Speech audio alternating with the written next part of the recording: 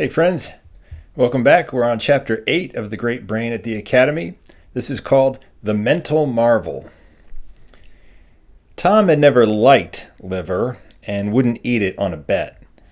When he wrote me that they served beef liver every Thursday at the Academy, I sure felt sorry for him. Mama said all boys disliked some kind of food. Tom hated liver. Swain wouldn't eat a tomato, raw or cooked. I hated celery. For my money, it was food for rabbits and not for human beings. Papa never ate radishes because they gave him gas. Mama made gooseberry pies for us but never ate a piece herself. So what Mama should have said is that all adults as well as all boys disliked some kind of food. Tom wrote me that he tried to fill up on bread and saved his candy bar to eat on Thursday nights, but this wasn't enough to stop him from going to bed hungry. Then one Thursday evening, his great brain told him it was stupid to go to bed hungry when there was plenty to eat in the kitchen. He called Jerry, Phil, and Tony over to his bunk. "How would you fellows like to have a nice sandwich tonight?" he asked. Phil rubbed his stomach. "Oh, I could go for a jam sandwich," he said. "Me too," Tony said.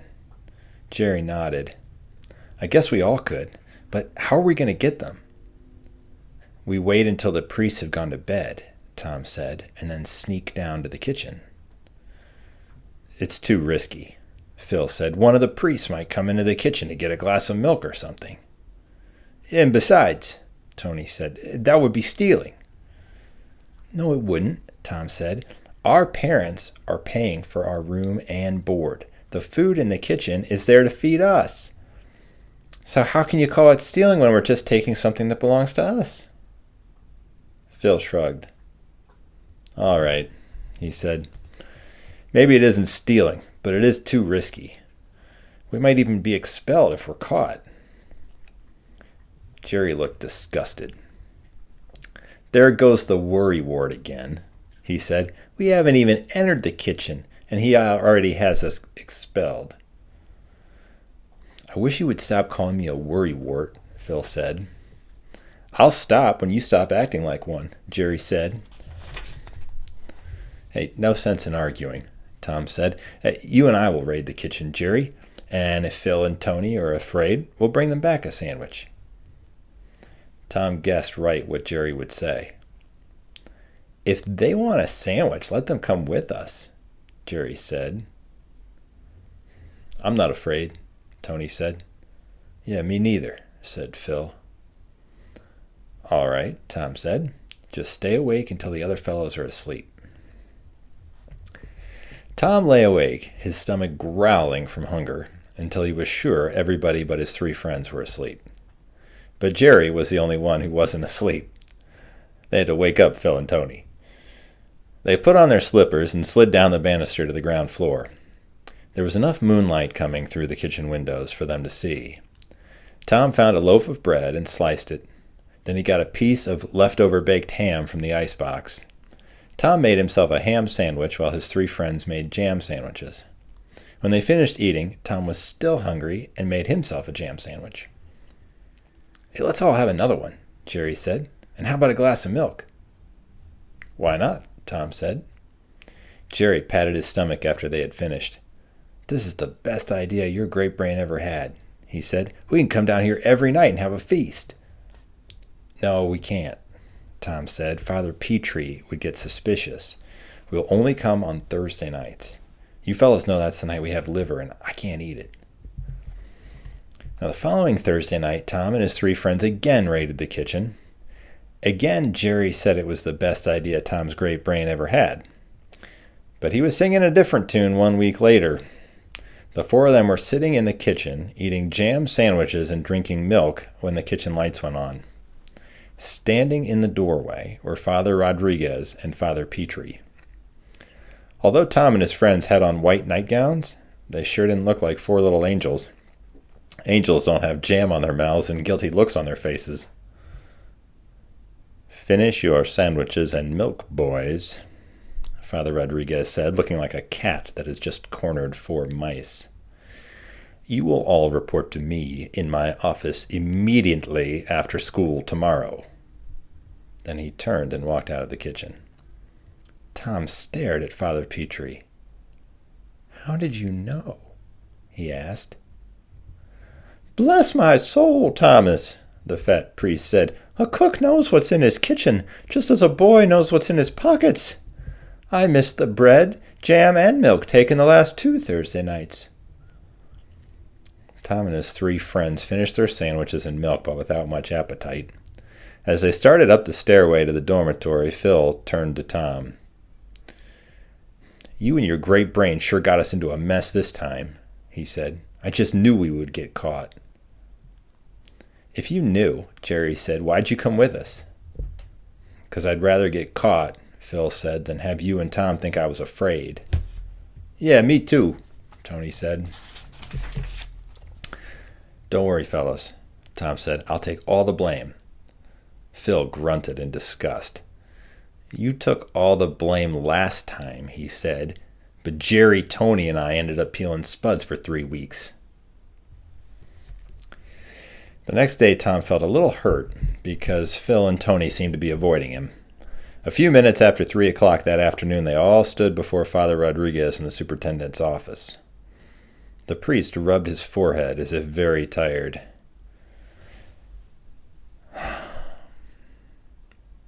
"Thomas Fitzgerald," he said, "you are yet going to make me wish I had been born a Protestant." "I take all the blame," Tom said. "You usually do," the superintendent said. "But the 4 of you raided the kitchen, and the 4 of you will be punished for it.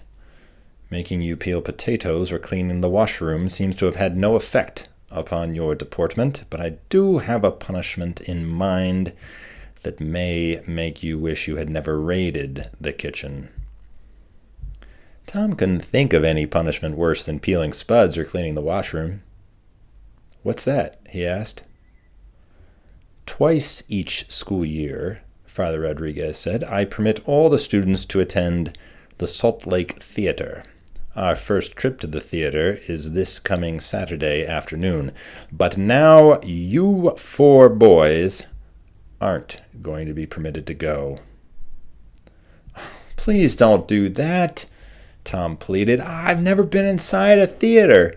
Make us peel potatoes, clean the washroom, give us demerits, anything you want, but please, Father, let us go to the theater." "The punishment stands," Father Rodriguez said. "You boys are excused." "It isn't fair," Tom cried, "to give us such a severe punishment just because I can't eat liver." Father Rodriguez leaned forward in his desk. "What has liver to do with your raiding the kitchen?" he asked. "I can't eat any kind of liver," Tom said. "I hate the sight, smell, and taste of it, and I got so hungry on Thursday nights that I talked the fellows into raiding the kitchen with me." "Do you mean to tell me that the only reason you raided the kitchen was because you were hungry?" Father Rodriguez asked. "Yes, Father," Tom answered. "Why didn't you tell me that you didn't like liver?" the superintendent asked. "Oh, what good would it do?" Tom asked. "There's no prayer you could say for me that would make me eat liver." "I never want any boy in this academy to go to bed hungry," Father Rodriguez said. "I shall arrange with Father Petrie to give you fried eggs on Thursday for supper, Thomas. And I don't think I can punish you because I've been remiss in my duties as a superintendent and priest. I should have made certain all the boys were eating the food served them at every meal." "Does that mean we can go to the theater Saturday?" Tom asked. "Yes," Father Rodriguez said. "There will be no punishment for any of you. You are excused." "Oh, thank you, Father," Tom said. "Thank you very much." Tom's 3 friends patted him on the back after they were out of the superintendent's office. "Your great brain did it again," Jerry said. "You talked Father Rodriguez right out of punishing us." "It wasn't my great brain at all," Tom said. "It was the first time he hadn't given his great brain all the credit. I simply told the truth." Jerry grinned. Well, then just go on telling the truth, and maybe that'll make a Protestant out of Father Rodriguez, he said. That would be one way to get rid of him. Yeah, Phil said, especially since it looks as if the Pope isn't going to answer your letter.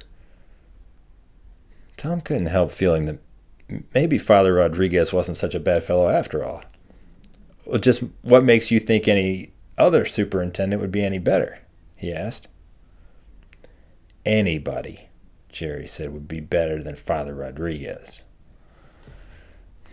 I'm beginning to wonder after what just happened, Tom said.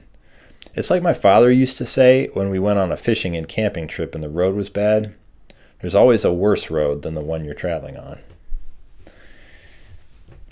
Tom was just as excited as the rest of the boys when they entered the Salt Lake Theater for the Saturday matinee, accompanied by Father Rodriguez and Father O'Malley. The theater was famous for the plays, operas, concerts, and vaudeville shows held there. Father Rodriguez had chosen a week when a vaudeville show was playing. Tom was thrilled with the theater itself and with the show. There were acrobats, a trained seal act, a song and dance team, a comedian, a quartet, some Swiss bell ringers, and as the headliner, a mind-reading act called The Mental Marvel. It was this act the fellows all liked the best. The Mental Marvel had two people from the audience come up on the stage and blindfold him. Then his assistant mingled with the audience, asking people to hand him some article they had on their person. The assistant would hold the article in his hand and ask the Mental Marvel to read his mind and tell the audience what it was. And just like a shot, the Mental Marvel would say it was a watch, a billfold, a pair of glasses, or whatever the article happened to be. Tom was as mystified as the other boys until he put his great brain to work. He was positive that no one could read another person's mind. There had to be some trick to it. He watched and listened very carefully to every word the assistant said. The fellows were talking about the Mental Marvel all the way back to the dormitory. The Mental Marvel's brain makes your great brain look about the size of a pea, Rory Flynn said to Tom. Just imagine being able to read other people's minds. If the Mental Marvel could really read minds, Tom said, he wouldn't be traveling around the country in a vaudeville show. He could be making a fortune. How? Rory asked. Many ways, Tom said. He could become a gambler and know what cards the other players are holding. Not if he's an honest man, Rory said. You're just jealous because you can't read minds like the Mental Marvel. Jerry and I could do the same thing with a little practice, Tom said. Talk is cheap, Rory said. I'll bet you can't. Tom was pretty confident he knew how it was done, but he wanted to make sure before he put up any hard money. And he knew if he acted reluctant, that would make Rory and the other kids all the more eager to bet. His great brain and money-loving heart were working like 60 to turn this to his financial advantage. Just have your money ready after supper on Monday night, Tom said. Tom walked over to his bunk and sat down with his three friends. Boy, oh boy, Jerry said, you sure stuck your neck out that time. You know you can't read my mind even with your great brain. Nobody can read another person's mind, Tom said. But my great brain did figure out how the Mental Marvel and his assistant put on their mind-reading act. I just need to work out the details. Phil will be visiting his folks tomorrow, so you and Tony meet me in our usual spot in the yard. I'll have it all figured out by then. When Tom met Jerry and Tony under their usual tree the next afternoon, he had a notebook with him. First, he said, let me explain how the Mental Marvel knew what the assistant held in his hand. I noticed that each time the assistant asked a slightly different question. They used a code word for each article. For example, when the assistant said, please read my mind, Mental Marvel, and tell me what I hold in my hand, the code word please meant it was a watch. My great brain has figured out different words I can begin a sentence with. All you've got to do, Jerry, is to memorize those words and the articles they are code words for. I made up 2 lists, one for each of us. He tore a sheet from the notebook and handed it to Jerry. On it, he had printed the following. Can means catechism. Tell means it is a rosary. O means it is holy medals. This means it is a pair of glasses. What means it is a ring. U means it is a watch. Search means it is money. Read means it is a letter. If means it is a pocket knife. It means it is a crucifix. I means it is a pencil. Will means it is a comb. Jerry looked at the list. Oh, what if it's something we don't have a code word for? He asked. We've got a code word for just about everything the fellows would have on them at the theater, Tom said. But if one of them does hold out something we don't have a code word for, I'll do the same thing the assistant did and just pass them by. Start memorizing the code words now, and after supper go to the chapel where it's nice and quiet and do some more memorizing instead of praying. We'll meet here tomorrow after school for a rehearsal. Tom knew he could memorize the code words in no time. He had picked Jerry to be his partner because the red-headed boy had a better memory than Phil or Tony. The four of them met in the yard on Monday after school. Tom tested Jerry until he was satisfied Jerry knew all the code words. Then he and Jerry began rehearsing sentences beginning with code words. By the time they returned to the dormitory to wash up for supper, Tom knew that both he and Jerry had the parts they would play down pat. After supper, Tom waited until the four kids assigned to the kitchen and dining room were finished before he began the demonstration. His money-loving heart didn't want to miss any bets. He had put the paper bag containing the profits from the candy store under his pillow. He was now ready to lead the lamb to the slaughter. He removed the bag. Do you still want to bet that Jerry and I can't do what the mental marvel and his assistant did? Tom asked. Sure, Rory said, but you must do it exactly like they did. I will let you blindfold Jerry and place him at one end of the dormitory, Tom said. And to make it even tougher, you can make him face the wall. I will stand at the other end of the dormitory. You fellows will hand me articles you had with you at the theater. I will ask Jerry to identify them. If he misses one article, I lose the bet. Now, how many of you fellows want to bet besides Rory? Those kids must have thought they had a sure thing. Every one of them, except Tom's three friends, raised their hands.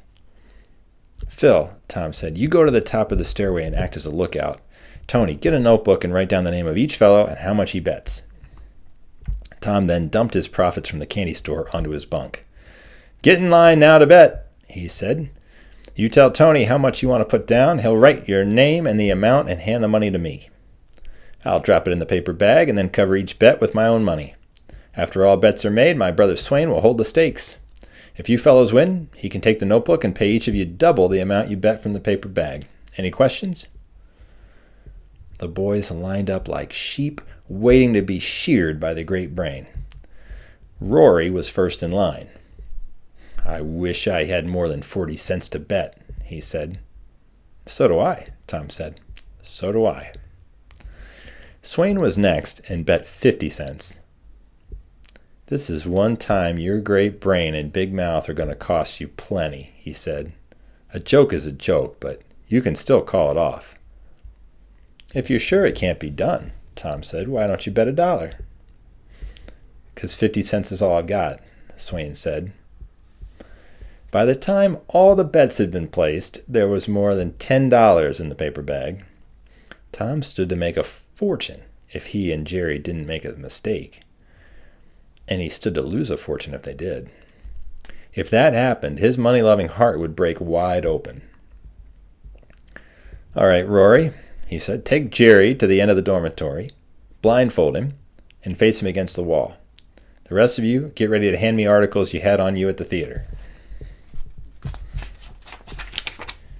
Wait for me, Rory said. I want to be first because I know that will be the end of the demonstration. A few minutes later, the mind-reading demonstration was ready to begin. Rory handed Tom his rosary. Tell me, mental marvel, what am I holding in my hand? Tom said. A rosary, Jerry answered. There was a gasp of astonishment from all the fellows except Swain. It was just a lucky guess, he said, holding out his watch. Tom took it. You will have to read my mind, mental marvel, to tell me what this is, he said. A watch, Jerry answered. Larry Williams handed Tom his pocket-sized catechism. Can you read my mind, mental marvel, and tell me what this article is? Tom asked. A catechism, Jerry answered. By this time, the fellows who had bet were staring at Tom as if he was the devil himself. He took a letter from the next student. Read my mind, mental marvel, and tell me what I hold in my hand. A letter, Jerry answered. Billy Daniels removed a ring from his finger and handed it to Tom. What am I holding in my hand now, mental marvel? Tom asked. A ring, Jerry answered. Willie Connors handed Tom his pocket knife. If you can tell me what I hold in my hand now, Tom said, you truly are a mental marvel. A pocket knife, Jerry answered. Tom returned the pocket knife. That ends the demonstration, he said. Jerry and I have proved how the mental marvel and his assistant did their mind-reading act, and I've won all bets. Harold Adams took off his glasses and held them out. Just one more, please, he said. Tom took the glasses. This is the last time you have to read my mind, mental marvel, and tell me what I hold in my hand, he said. A pair of glasses, Jerry answered. Tom gave the glasses back. That ends the demonstration for sure, he said. In his letter he wrote me that he had never seen such a bunch of open-mouthed kids. They couldn't have been more astonished if he and Jerry had jumped out the window and started flying around like birds. He told Jerry to take off the blindfold and then got the paper bag with the money in it from Swain. I figured Rory and the others would bet, he said, but I didn't think my own brother would be that foolish. Poor Swain was still in a daze, not only from what he'd seen and heard, but also from losing $50. I still don't believe it, he said. How did you do it? Rory nodded his head. Hey, you've won our money, he said, and that entitles us to know how it was done. I don't remember promising I would tell you how it was done, Tom said. His money-loving heart told him to make them pay to find out, but his great brain reminded him that this was a good time to get even with the 8th graders for the torture tunnel. And anyway, he'd won all their money. The only way you're ever going to find out how it was done, he said, is for the 8th graders to go through the torture tunnel of the 7th graders. Rory folded his arms on his chest. I'm not going to let you little 7th graders paddle me, he said. Swain grabbed Rory's arm. Yes, you are, he said. It's worth it to find out how it was done. Larry Williams nodded his head. Swain is right, he said. And if you don't want all the 8th graders giving you the silent treatment, you'll do as Tom says. Rory knew he was beat as all the other 8th graders began nodding their heads. All right, he said. You little 7th graders, get your torture tunnel ready. Tom got the 7th graders lined up in the aisle with their legs apart and their geography books in their hands. Give it to them good and hard like they gave it to us, he ordered.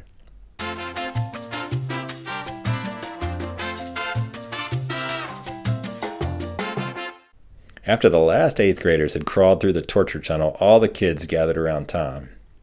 He explained how the mental marvel and his assistant worked with code words and then showed them the sheet of paper with the words he and Jerry had used. Swain pointed at the sheet. What if somebody held up an article you and Jerry didn't have a code word for? He asked. I'd do the same thing the assistant did in the theater, Tom said. Just pass them up. Swain nodded. You're right, he said. I noticed how the assistant passed up a lot of people. Why, he even ignored Rory, who was right near him holding out his rosary. Yeah, that's because they didn't have a code word for rosary, Tom said. All right, no more questions, please. To figure this all out put a strain on my great brain, and I want to give it a rest. Tom didn't really want to give his great brain a rest. All he wanted to do was count the money and find out how much he had won. Anybody could have figured it out, Rory said. Well, then why didn't you figure it out and save yourself 40 cents on a paddling? Tom said with a grin. You got a smart mouth, Rory said. One of these days I'm going to close it for you. Tom handed the paper bag to Jerry. I'll back up anything I say with my fists any time, Tom said. Swain stepped between them. You start a fight in the dormitory and you'll both be expelled, he said. Tom had believed from his first day at the academy that he would have to fight Rory sooner or later. His great brain had planned how to do it without being expelled. Who's going to know there's been a fight? He asked. Rory and I will go into the washroom where nobody can see us. And after I give him a black eye and a bloody nose, he can tell Father Rodriguez he fell down the stairs. He's bigger and older than you, Swain said. So what? Tom said. You know, with my correspondence course in boxing from John L. Sullivan and all my experience fighting in Aidenville, I've whipped kids a lot bigger and tougher than him. Then he looked at Rory. You've been digging at me since school started. Let's go in the washroom and settle it right now. Now, I'm not saying that Rory Flynn was a coward, but after hearing Tom confidently say he would black Rory's eye and bloody his nose, and then hearing about that course in boxing from the former champion of the world, and about Tom's whipping kids bigger and tougher, for my money, Rory would have been a fool to fight Tom. I'm not going to get expelled on account of you, Rory said. He walked to his bunk and sat down. Jerry patted Tom on the back. You sure bluffed him, he said. I wasn't bluffing, Tom said. Rory's just a big bag of wind. But Tom was going to learn that a big bag of wind can blow a fellow right into a lot of trouble, as he told me in his next letter. Well, that'll be Chapter 9, The Mystery of the Missing Mattress. See you then.